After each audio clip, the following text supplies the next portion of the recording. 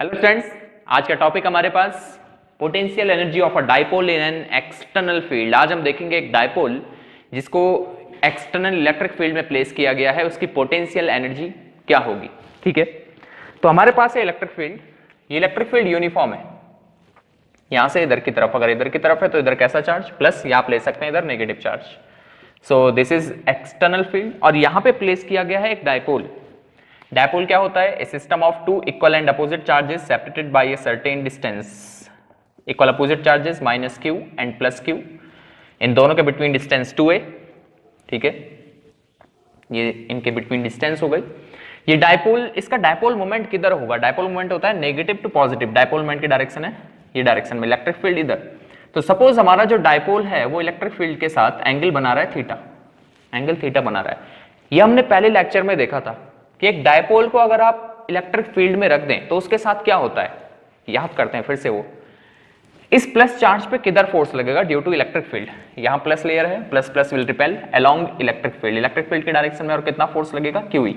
Negative charge पे opposite to electric field, क्योंकि यहां प्लस है, plus minus will attract each other, QE। अब देखिए, ये इक्वल और अपोजिट फोर्सेज हैं, इक्वल है अपोजिट फोर्सेज हैं, दोनों की लाइन ऑफ एक्शन, याद करिए वो कंसेप्ट, लाइन ऑफ एक्शन भी दोनों की डिफरेंट है। तो ये है वो डायपोल, यहां लग रहा है QE, यहां लग रहा है QE, तो ये क्या करने लगेगा? यहां रोटेट। ये डायपोल यहां रोटेट करने लगता है। डायपोल को आप इलेक्ट्रिक फील्ड में रखो, यहां पे यूनिफॉर्म फील्ड है, तो ये क्या करने लगेगा? रोटेट। रोटेट मींस इस पे लग रहा है टॉर्क, और वो टॉर्क कितना लगता था? याद करिए, लिखा था हमने torque on a dipole, torque on a dipole tau, it is equal to PE sin theta. Theta is the angle between dipole moment and electric field. P is electric dipole moment, E is external field. In this case it is uniform. Uniform means electric field is constant everywhere. ठीक है, अब हम इसकी potential energy देखने जा रहे हैं। ध्यान से समझना। देखिए, ये डायपोल रोटेट कैसे करेगा? यहां इस पे फोर्स लग रहा है ये साइड, यहां इस पे फोर्स लग रहा है ये साइड, तो ये डायपोल ऐसे रोटेट करेगा। इलेक्ट्रिक फील्ड की वजह से डायपोल ऐसा रोटेट होना चाहता है। ये डायपोल इलेक्ट्रिक फील्ड की वजह से ऐसे रोटेट होना चाहता है, ये फोर्स इधर, ये फोर्स इधर। ठीक है, लेकिन हमने एक्सटर्नल टॉर्क अप्लाई किया, एक्सटर्नल टॉर्क, इलेक्ट्रिक फोर्स वाला टॉर्क नहीं, एक्सटर्नल टॉर्क बाहर से, और इसको ऐसे रोटेट किया। होना ये इधर चाहता है, हमने इसको इसके अपोजिट रोटेट किया ऐसे। तो एक्सटर्नल टॉर्क मतलब जो हमने एक्सटर्नल एजेंट ने अप्लाई किया, एक्सटर्नल टॉर्क ने जो वर्क डन किया होगा, क्या वर्क डन करेंगे? यस। क्यों करेंगे वर्क? क्योंकि अपने आप इधर रोटेट होना चाहता है, हम इसको ऐसे रोटेट कर रहे हैं, तो कुछ वर्क करेंगे। वो वर्क कहां जाएगा? It will be converted into potential energy of this system means dipole. तो वो वर्क डन अगर हम फाइंड कर लें कि इसको रोटेट करने में कितना वर्क किया होगा, तो वो हमारा पोटेंशियल एनर्जी हो जाएगा इस डायपोल का। तो कुछ नहीं है, बस हमें वर्क डन फाइंड करना है। तो वर्क डन कितना आएगा देखते हैं। पहली बात, टॉर्क कितना लग रहा है इसमें? टॉर्क लग रहा है इसमें PE sin थीटा। ठीक है, अब हमने इसको थोड़ा सा रोटेट किया डायपोल को, और रोटेट करके ये डायपोल ऐसे अलाइन हो गया। हमने इसको रोटेट किया और ये कुछ ऐसे अलाइन हो जाता है। सपोज माइनस क्यू इधर आ गया और प्लस क्यू इधर आ गया। ठीक है, हमने इसको रोटेट किया by small angle d theta. अब एक बात ध्यान रखनी है, जो हम इसमें एक्सटर्नल टॉर्क अप्लाई कर रहे हैं, देखिए इलेक्ट्रिक फोर्स वाला टॉर्क इस साइड, एक्सटर्नल टॉर्क हम अप्लाई कर रहे हैं इस साइड। ये जो हम एक्सटर्नल टॉर्क अप्लाई कर रहे हैं, ये इलेक्ट्रिक फोर्स वाले टॉर्क के इक्वल होना चाहिए। जो इलेक्ट्रिक फोर्स इसमें टॉर्क अप्लाई कर रही है उसके इक्वल। हम जानते हैं जो वर्क डन करेगा फोर्स, चार्ज के केस में फोर्स, और अगर रोटेट हो रहा है तो टॉर्क, जो वर्क डन करेगा torque, external torque, it should be equal to torque due to electric force, क्योंकि हमें इसका एक्सेलरेशन 0 रखना है। एंगुलर एक्सेलरेशन 0 होने के लिए जो इलेक्ट्रिक फोर्स का टॉर्क है वो एक्सटर्नल टॉर्क के इक्वल होना चाहिए, तभी यहां पे एंगुलर एक्सेलरेशन 0 रहेगा। और क्यों 0 रहना है वो हम पहले डिस्कस कर चुके हैं। ठीक है, फिर से ओवरऑल देखिए, हमें इस डायपोल की पोटेंशियल एनर्जी फाइंड करनी है। हमने कहा ये अपने आप इधर रोटेट हो रहा है, हम इसको ऐसा रोटेट करने में जो वर्क डन करेंगे वो इसकी पोटेंशियल एनर्जी के फॉर्म में स्टोर हो जाएगा। ठीक है, तो वर्क डन फाइंड करना है। तो हम चले पहले टॉर्क कितना लग रहा है इसमें? PE sin theta. ठीक, अब इसमें d थीटा से रोटेट करने में कितना वर्क डन करना पड़ेगा? Work done in rotating dipole by d theta. What is the amount of work done? Suppose it is small work done dW. ये किसके इक्वल होगा? क्योंकि स्मॉल एंगल से रोटेट करना है तो स्मॉल वर्क डन dW। अगर हम ट्रांसलेशनल मोशन की बात करें, ऐसे ट्रांसलेशनल मोशन की। तो वर्क डन किसके इक्वल होता था, थोड़ा याद करिए, work done was equal to force dot displacement F dot S, work done was equal to F dot S. लेकिन यहां पर रोटेशनल मोशन हो रहा है, तो वर्क डन का फॉर्मूला क्या बनेगा, ध्यान से समझना, ध्यान से समझना, फोर्स का एनालॉग रोटेशन में torque, so tau, displacement linear displacement का analogue angular displacement theta, so tau dot theta. ये वर्क डन होता है रोटेशनल मोशन में, तो हम ये वाला फॉर्मूला यूज करने वाले हैं, टाउ डॉट थीटा। देखिए so work done, small work done in rotating dipole by D theta, it is equal to tau external, remember external torque जो हम अप्लाई कर रहे हैं वो वाला टॉर्क, हम इसको ये वाला डॉट स्मॉल एंगल से रोटेट कर रहे हैं D theta, this is angular displacement D theta, small angular displacement, ठीक। अब ये small amount of work done है डी थीटा रोटेट करने में, ठीक हो गया। अब हमें इसको रोटेट करना है, सपोज इनिशियल एंगल था इसका थीटा आई, इनिशियली ये इलेक्ट्रिक फील्ड के साथ थीटा आई, इनिशियल एंगल कितना बनाए हुए था, थीटा आई। हमने जब इसको यहां लेके आ गए ऐसे माइनस क्यू, ये प्लस क्यू हो गया। अब ये एंगल बना रहा है इलेक्ट्रिक फील्ड के साथ theta F, final angle, initial angle कितना है theta I, final angle theta F. तो total amount of work done find करेंगे, total work in aligning dipole from theta I to theta f with the electric field, what is the total amount of work done, वो देखो ये small amount of work done है D theta rotate करने में, tau dot d theta, F dot S से बना, वहीं से निकाला, ये फॉर्मूला हम पढ़ भी चुके हैं 11th में।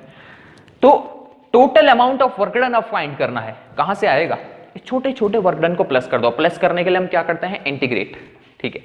तो total amount of work done d W, it is equal to work done in aligning from theta I to theta f, tau dot d theta. अब यहां पे थोड़ा समझना, देखिए टॉर्क की डायरेक्शन देखते हैं, इनमें डॉट मींस कॉस थीटा आएगा, A dot B, A B cos theta होता है, ठीक है। इन दोनों के बिटवीन एंगल देखते हैं कितना होगा। एक्सटर्नल टॉर्क का डायरेक्शन बताइए किधर है, हम इसको ऐसे रोटेट कर रहे हैं ये, तो राइट हैंड रूल से एक्स, ये ऐसे घूम रहा है, राइट हैंड रूल से एक्सटर्नल टॉर्क की डायरेक्शन कहां गई, आउटवर्ड। डिस्प्लेसमेंट की डायरेक्शन, डिस्प्लेसमेंट हो रहा है इधर की तरफ, उसकी भी डायरेक्शन कहां गई, आउटवर्ड, दोनों सेम डायरेक्शन में, फिर से ये हम इसको एक्सटर्नल टॉर्क ऐसे अप्लाई कर रहे हैं, तो ये ऐसे रोटेट हो रहा है, तो टॉर्क की डायरेक्शन आउटवर्ड, और डिस्प्लेसमेंट भी ऐसे दे रहे हैं, तो डिस्प्लेसमेंट की डायरेक्शन भी, एंगुलर डिस्प्लेसमेंट की डायरेक्शन भी आउटवर्ड, ठीक है।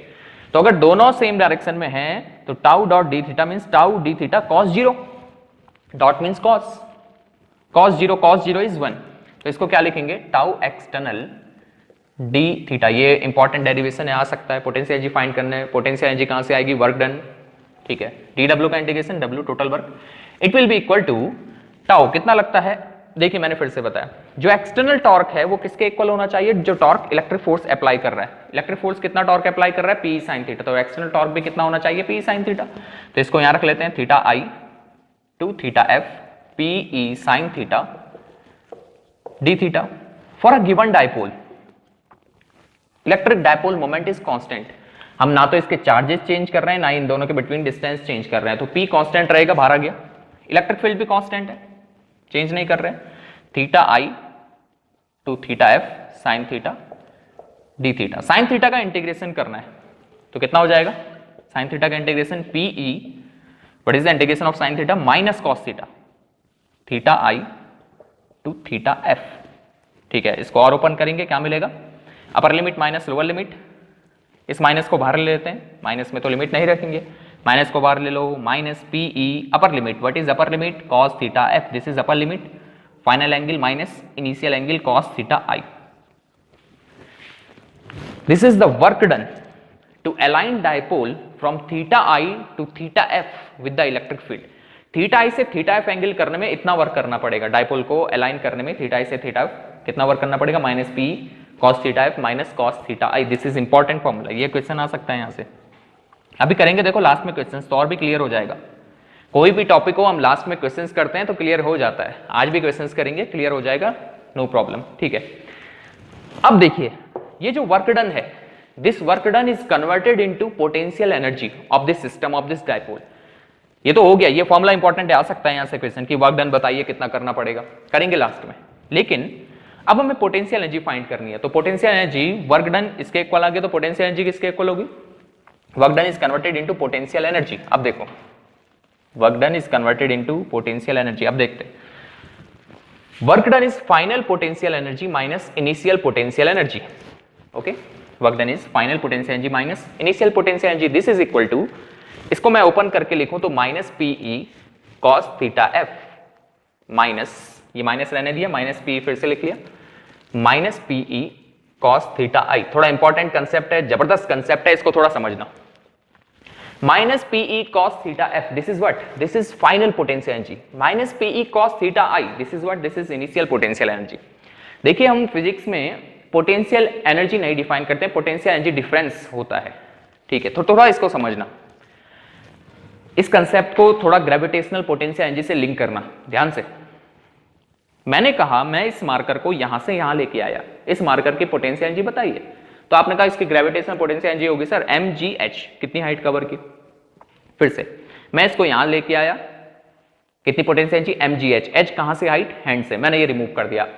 अब मैंने कहा इसकी पोटेंशियल एनर्जी बताइए, तो अब क्या बोलेंगे आप, mgh, लेकिन h आप किसको बोलेंगे, जमीन से, फ्लोर से, नीचे से इसकी हाइट कितनी है, h है, तो आपने कहा इसकी पोटेंशियल एनर्जी mgh। तो पोटेंशियल एनर्जी हम किसी के रेफरेंस में बताते हैं, और जिसके रेफरेंस में बताते हैं उसको जीरो लेते हैं। अगर मैं हाइट अर्थ से बोल रहा हूं, फ्लोर से बोल रहा हूं, जमीन से बोल रहा हूं, तो वहां पे potential energy, gravitational potential energy कितने लूंगा, जीरो। लेकिन अगर मैं हाइट यहां से बोल रहा हूं हैंड से, तो हैंड पे कितनी ग्रेविटेशनल पोटेंशियल एनर्जी एज्यूम करूंगा, जीरो। एज्यूम करते हैं, एक रेफरेंस पॉइंट लेते हैं। वैसे ही अगर हमें बतानी है इसकी पोटेंशियल एनर्जी थीटा एफ जब ये अलाइन रहेगा इलेक्ट्रिक फील्ड के साथ कितनी है, तो हम इनिशियल को जीरो करना चाहते हैं इसको। अब ये जीरो कैसे होगा, जब ये वाला पार्ट जीरो हो जाए। ये जीरो कैसे होगा, जब ये थीटा आई कितना आ जाए, ये कॉस जीरो हो जाए। कॉस कब जीरो होगा, जब ये थीटा आई कितना आ जाए, कॉस की कौन सी वैल्यू जीरो होती है, कॉस 90, कॉस 90 जीरो होती है। तो ये एजम्पशन है, ये एजम्पशन है, ध्यान देना। फिर से मैं इस मार्कर को यहां लेके आया, मैंने कहा पोटेंशियल एनर्जी mgh, h किसके रिस्पेक्ट में, हैंड के, हैंड की पोटेंशियल एनर्जी, यहाँ पे पोटेंशियल एनर्जी कितनी, जीरो, यहाँ पे पोटेंशियल एनर्जी जीरो, मेरा रेफरेंस लेवल ये है।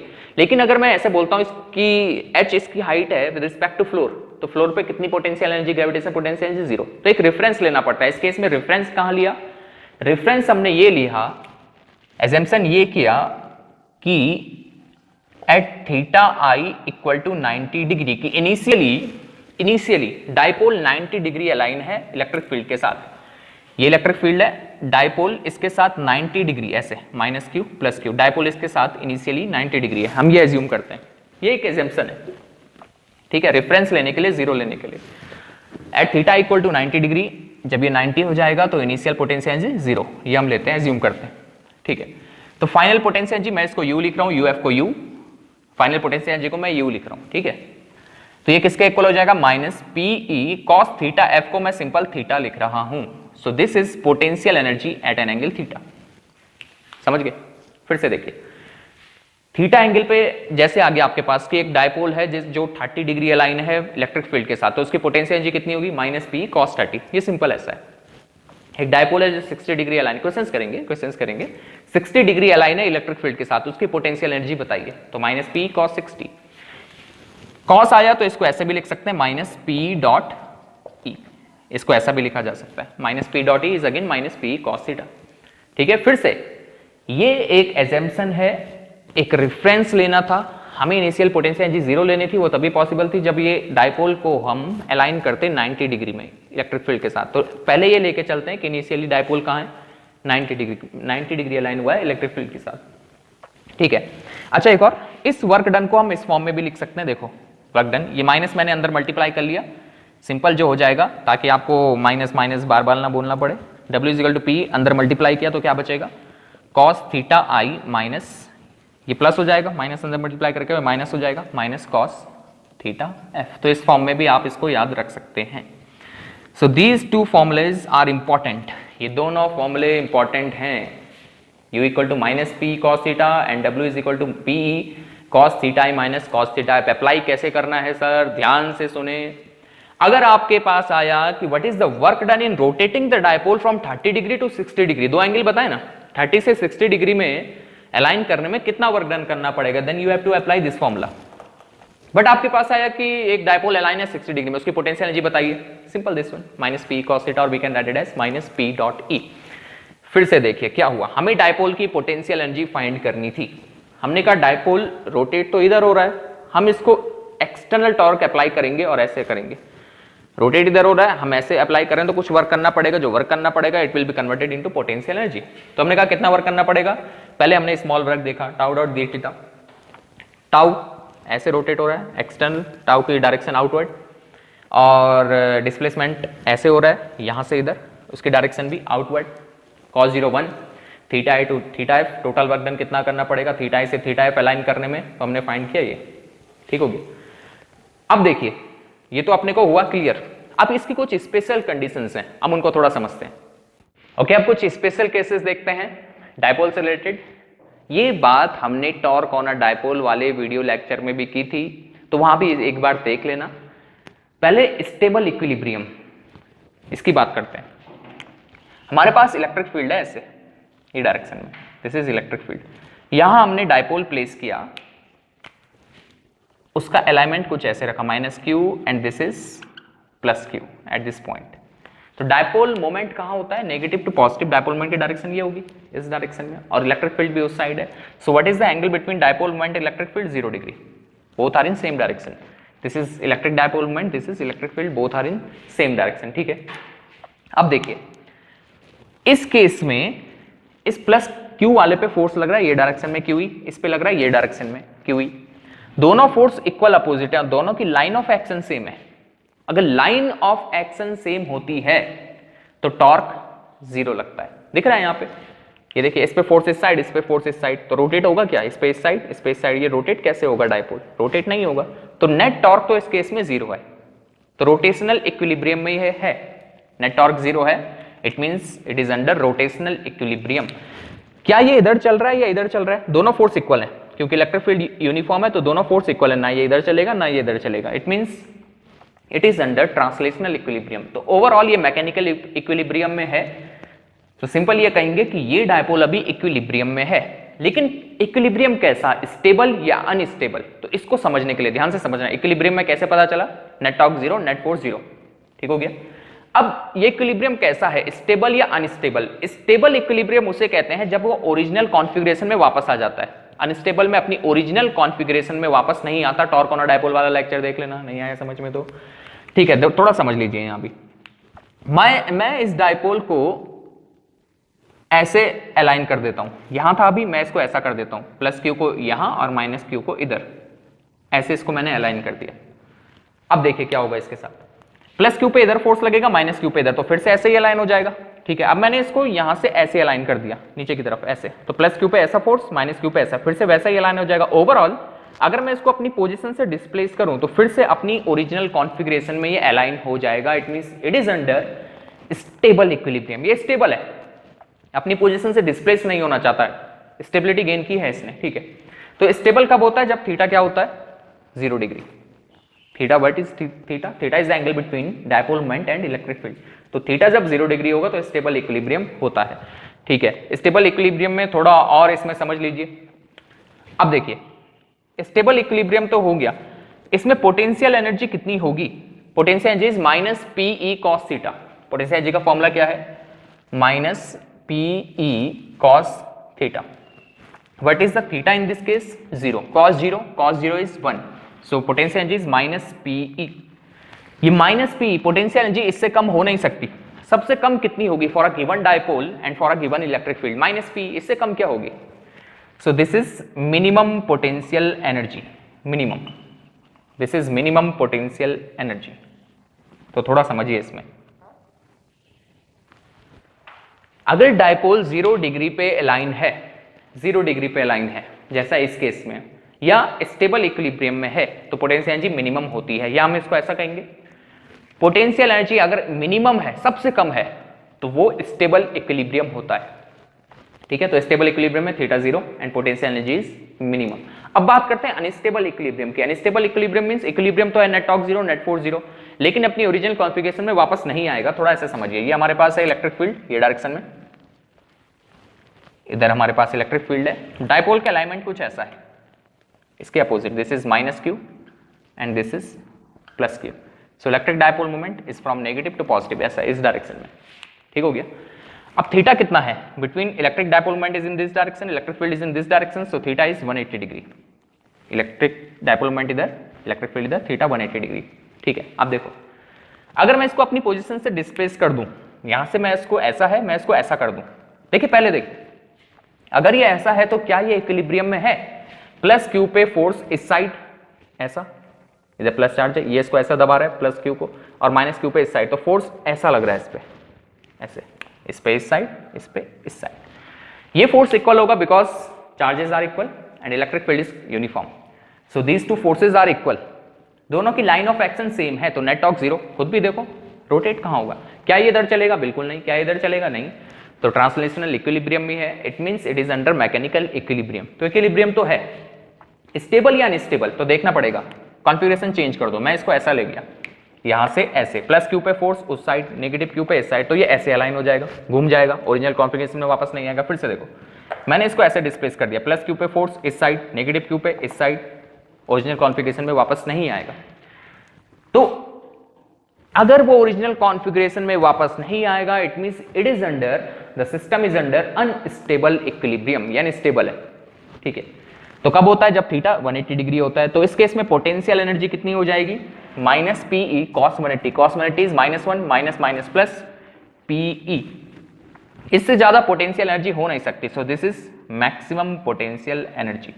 हम ये कह सकते हैं कि अगर किसी सिस्टम की पोटेंशियल एनर्जी, इस केस में डायपोल की पोटेंशियल एनर्जी मैक्सिमम है, so it is under, it means it is under unstable equilibrium, वो अनस्टेबल इक्विलिब्रियम में है। ठीक है, एक और केस देख लेते हैं। ये हमारे पास इलेक्ट्रिक फील्ड है और डायपोल ऐसे अलाइन है 90 डिग्री पे, डायपोल 90 डिग्री पे अलाइन, तो उसकी पोटेंशियल एनर्जी कितनी हो जाएगी? Minus PE cos 90, cos 90 zero, potential energy zero, cos 90 कितना होता है? जीरो, तो पोटेंशियल एनर्जी कितनी हो गई? जीरो हो गई। ठीक है, तो ये कुछ केसेस थे। अब थोड़ा न्यूमेरिकल कर लें ताकि आप इसको और अच्छे से समझ जाएं।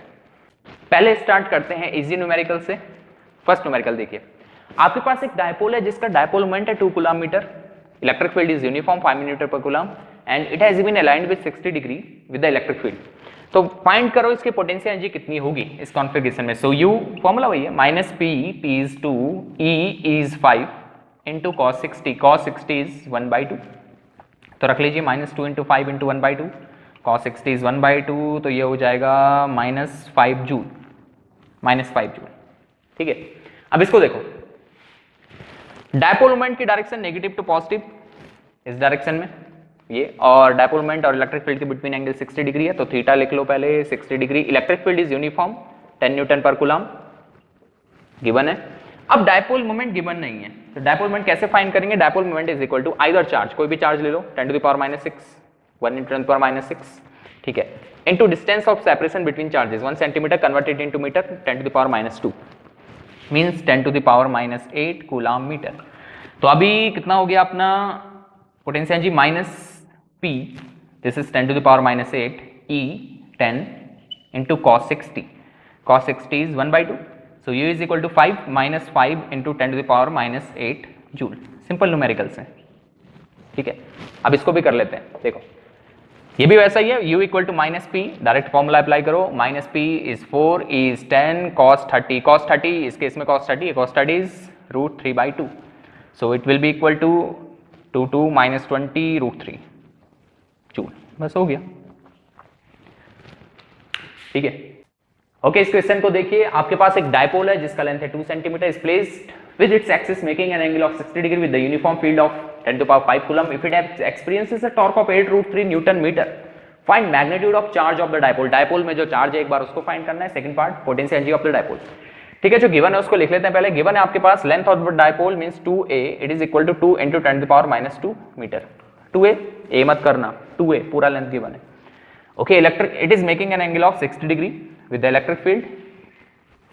Electric field is given by 10 to the power 5 Newton per coulomb.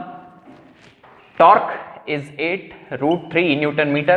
Find magnitude of charge of the dipole. तो पहले टॉर्क का फॉर्मूला अप्लाई करते हैं। Torque is equal to P E sine theta, P is 2aq into E into sine theta. We have to find q, q find करना है। So q is equal to tau upon 2a sine theta, 2ae sine theta. अब देखिए tau किसके equal है? Tau है आपके पास given 8√3/2a, 2a is 2 × 10⁻², electric field is 10 to the power 5 and sine 60, sign 60 direct रख रहा हूं मैं, साइन 60 इज √3/2, 2 पर निकल गया, आप देखिए √3 कैंसिल, ये आ गया 10 to the power 3, ये आ गया 2 cancel, so Q is equal to charge आ जाएगा आपके पास 8 × 10 to the power -3 coulomb, this is charge, इतना चार्ज है उस डायपोल में। फर्स्ट पार्ट हो गया। Second part potential energy, potential energy का फॉर्मूला क्या होता है, -PE cos थीटा। एक बात ध्यान रखिए, पोटेंशियल एनर्जी स्केलर क्वांटिटी है, तो पोटेंशियल एनर्जी में कॉस ही आना था, dot product. Torque vector quantity है तो साइन आएगा, टॉर्क क्या है PE sine theta, P cross E, potential energy है -P डॉट E, कंफ्यूज मत होना। So U is equal to P, P is 2AQ, what is 2A, 2 × 10⁻², Q, what is Q, 8 × 10⁻3, what is E, E is 10 to the power 5, E 10 to the power 5, cos 60 is 1/2, direct कर लो, सो U is 2 cancel, और ये हो जाएगा 10 to the power -5 + 5 0 -8 joule. This is the potential energy of this dipole. Okay, आपके पास ऐसे type के भी question आ सकते हैं, find work done in rotating the dipole, तो वर्क डन वाला फॉर्मूला इसमें अप्लाई करना है, ठीक है, देखो। सो P given, E given, uniform field है दोनों इक्वेशन में, ठीक है। वर्क डन का formula in rotating dipole from 30 to 60 degree, अभी देखा हमने PE cos theta I minus cos theta F, this was the formula to rotate dipole from theta I to theta F. Theta I is initial angle, theta F is final angle, or W is equal to P, P is what, 1, electric field is 10 to the power 2, cos theta I, initial angle is 30 degree from 30 to 60, cos 60, okay. What is cos 30? Cos 30 is √3/2 and cos 60 is 1/2, so we can write it as 10 to the power 2/2 √3 - 1 joule. इतना work करना पड़ेगा उसको 30 से 60 degree align करने में।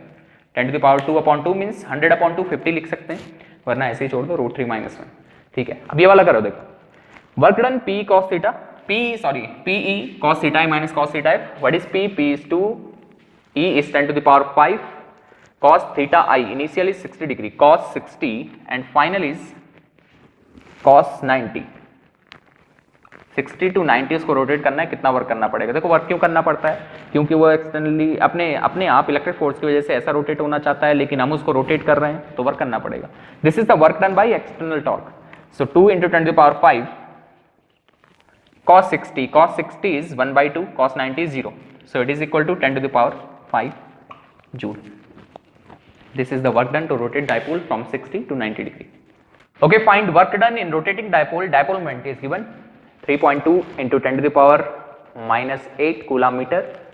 You have to rotate this dipole from stable equilibrium position to unstable equilibrium. We have to find work done.